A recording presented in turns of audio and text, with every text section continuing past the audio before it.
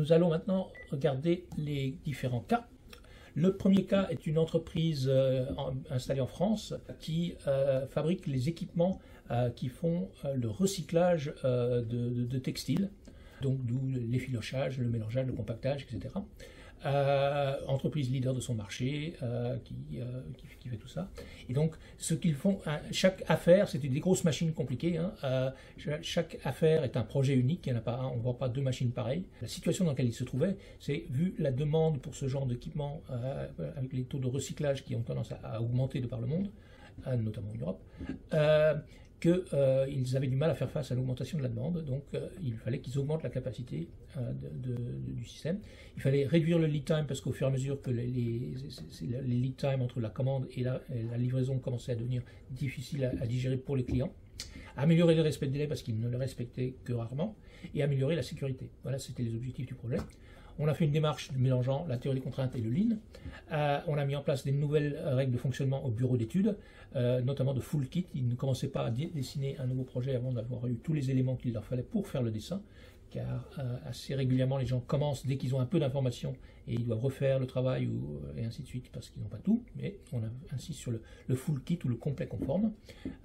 Commencez à travailler seulement quand vous avez tout ce qu'il vous faut pour faire le travail. Et puis après, on a donc déploiement de la chaîne critique. Critical Chain Project Management, CCPM, sur l'ensemble du portefeuille avec toute l'affaire, aussi bien l'étude que l'assemblage et production.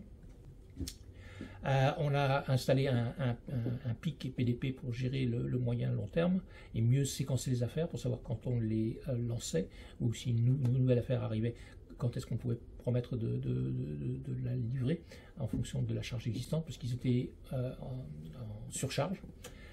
Plein de nouveaux Key Performance Indicators KPI au niveau du bureau d'études, des méthodes et de la fabrication autour de ces idées. Et donc une démarche qui est à base de la théorie de contraintes et du Lean, du bon Lean en production. Le résultat, c'est que le lead time s'est réduit de l'ordre de 40% au niveau du bureau d'études. Le lead time des affaires, également forte réduction. Le respect des délais est passé à 100%. Et l'augmentation de productivité globale a été de bien plus que de 10%. Voilà. Et ça, comme souvent d'ailleurs dans nos projets, a été ensuite suivi d'un autre travail sur la production. Au début, c'était donc le bureau d'études, et après la production. Pourquoi? Parce qu'au fur et à mesure que le bureau d'études a été dégoulotté et produisait plus, eh bien l'aval, la production et l'assemblage ont saturé. Et donc, on a ensuite améliorer les performances de la partie assemblage et production. Pour ce faire, on a utilisé un mélange de théorie des contraintes et de Lean avec des 5S et ainsi de suite, et un pilotage des flux. Comme c'est très souvent le cas dans l'assemblage de ce type, donc qui n'est pas une ligne d'assemblage, n'est-ce pas, mais des assemblages par lot sur table, etc., ou par emplacement. Les délais étaient très lents et méfiez-vous, regardez si vous êtes dans cette typologie-là, qu'est-ce qui se passe.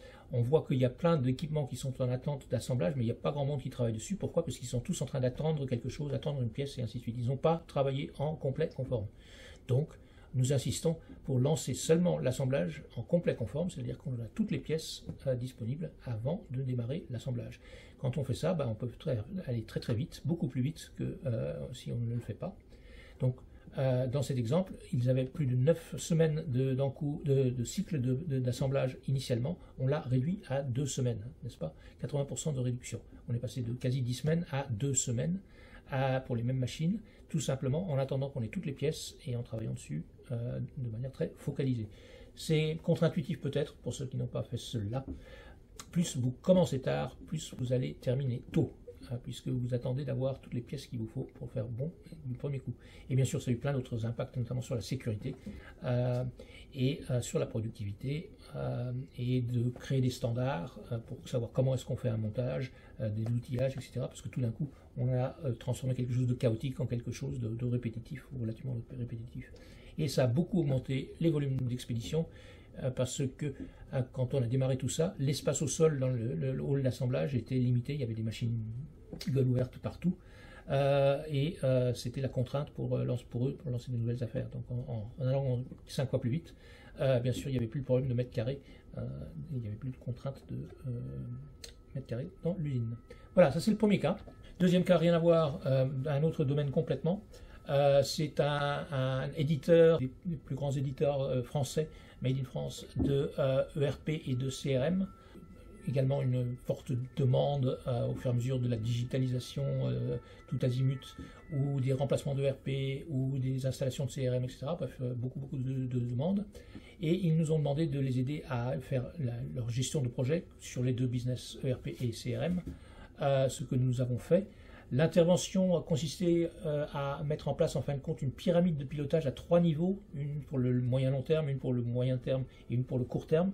Et j'insiste parce que trop souvent, je ne veux pas donner l'impression que je vous dis que la chaîne critique est la réponse et quelle est votre question, car il y a plusieurs autres éléments qui sont mis en place quand nous on met en œuvre la chaîne critique. C'est un élément clé, mais il n'y a pas que ça.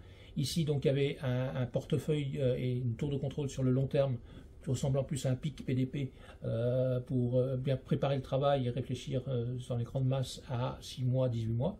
Ensuite, le planning projet à moyen terme, là, c'était effectivement de la chaîne critique avec des réseaux de tâches tels que je vous l'ai montré. Et ensuite, le pilotage au quotidien avec plutôt des Kanban boards et un mode plus agile avec des stand-up meetings et autres pour animer l'exécution des différentes tâches, n'est-ce pas? Donc la chaîne critique n'est qu'une partie de la solution apportée dans cet exemple. Nous avons appliqué les Rules of Flow. Les Rules of Flow, vous verrez ça dans l'annexe. C'est un livre récent qui a été publié par la fille de Eliyahu Goldratt, Efrat Goldratt-Ashlag. Vous verrez ça dans l'annexe. Et la publication en anglais est déjà un best-seller. La version française va être publiée en fin juin et nous ferons avec l'auteur un webinaire à ce sujet. So stay tuned on this channel et nous vous parlerons du lancement de la version française de ce très bon livre sur les Rules of Flow dans le management de projet.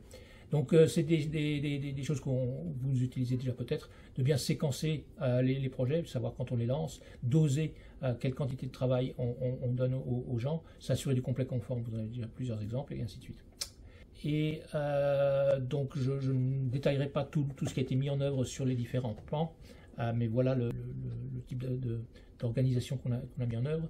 Les résultats ici, sur les deux business ERP, une réduction de 40%, et encore, c'est plutôt le début de la mise en œuvre. Il y a encore pas mal de travail à faire, donc on espère qu'on va pouvoir plus encore réduire les durées de mise en œuvre.